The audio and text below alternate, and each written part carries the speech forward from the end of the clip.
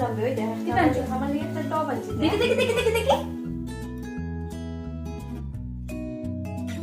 তুই তো কইতে আনছস কিনে তো আজকাল ফ্যাশনও নাই তো এটা পজিটা পেশেন্ট নাই, আজকাল ওটাও পড়ে মানুষের, তুই জানোস না? তুই কোন ভিডিও দেখোস, কোন দুনিয়ার জন্য ভিডিও দেখোস, একটুকু ফ্যাশনও নাই। কইতে জানোস কোন যে গেছে তুইও জানোস।